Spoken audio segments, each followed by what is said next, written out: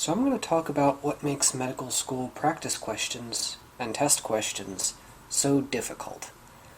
Because they require not first-order thinking, not second-order thinking, but a lot of times third-order thinking. In other words, you have to know a thing to know a thing to know a thing. So I'll go over an example. So I'm going to pretend to write a test question. So let's say the thing that you're trying to test is, what is the mechanism of action of cycloserine? Cycloserine is an antibiotic. And let's say the answer choices are A. Opsonizes the bacterial cell wall to enhance complement fixation. That's how antibodies work. That's not how any antibiotics work. B. Irreversibly binds the enzyme that cross-links tetrapeptide side chains, thereby compromising bacterial cell wall integrity. That's how penicillin works.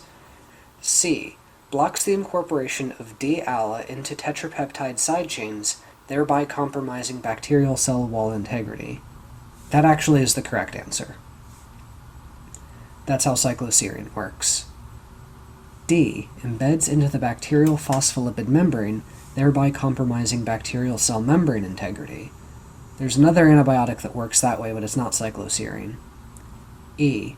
Binds to the 50S ribosomal subunit to prevent translocation of mRNA through the ribosome. Again, there are antibiotics that do that. I think those are the tetracyclines, but cycloserine doesn't work that way. Right, so this is already a fairly difficult question. You have to know how this one random antibiotic works, and all the answer choices, except for A, are actually ways that antibiotics can work. So you do need to... But that's still too easy of a question, right? All you need to know is how cycloserine works. It's only testing one idea. So let's talk about it. Cycloserine is a second-line treatment for tuberculosis. It's not a first-line treatment because it causes neurotoxicity. So you usually try and use other drugs first, but if the tuberculosis is resistant, you might have to resort to it.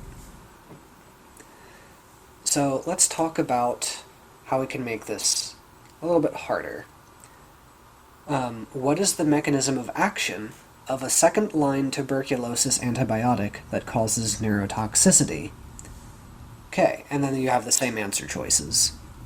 So now you have to know that cycloserine, what do you use it for? Then you have to figure out, oh, it's cycloserine, and then you have to figure out what the mechanism of action is.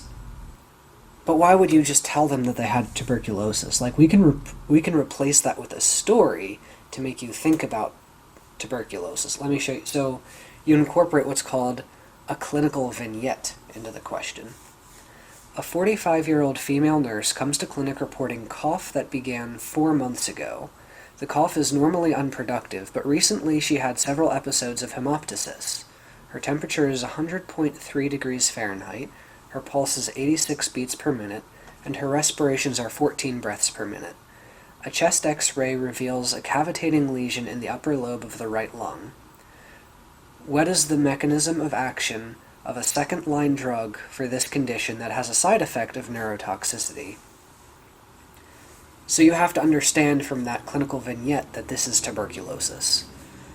You can know that because, first of all, she's a nurse, right? Nurses are more likely, because they work in healthcare, they're more likely to be around people who have tuberculosis, so they're more likely to catch it themselves.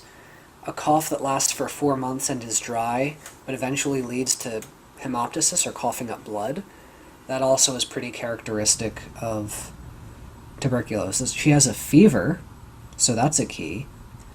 And a chest X-ray, a cavitating lesion in the upper right lobe is typically either tuberculosis or certain fungus, histoplasmosis, I think.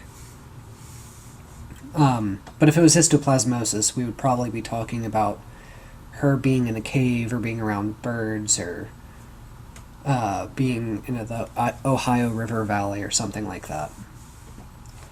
So from that, you have to understand that she has tuberculosis. And then they say it's a second-line drug for tuberculosis that has the side effect of neurotoxicity.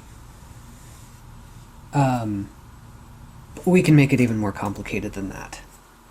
A 45-year-old female nurse comes to the clinic reporting a cough that began 4 months ago.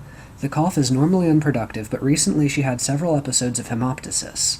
Her temperature is 100.3 degrees Fahrenheit, her pulse is 86 beats per minute, and her respirations are 14 breaths per minute. A chest x-ray reveals a cavitating lesion in the upper lobe of the right lung. After going through treatment for a month, there is no improvement of symptoms, and a repeat chest x-ray reveals gradual progression of the disease process. She is put on a new antibiotic and is warned by her physician that she might experience numbness, tremors, and difficulty thinking clearly. What is the most likely mechanism of action of this antibiotic? And that is how you get a medical school question.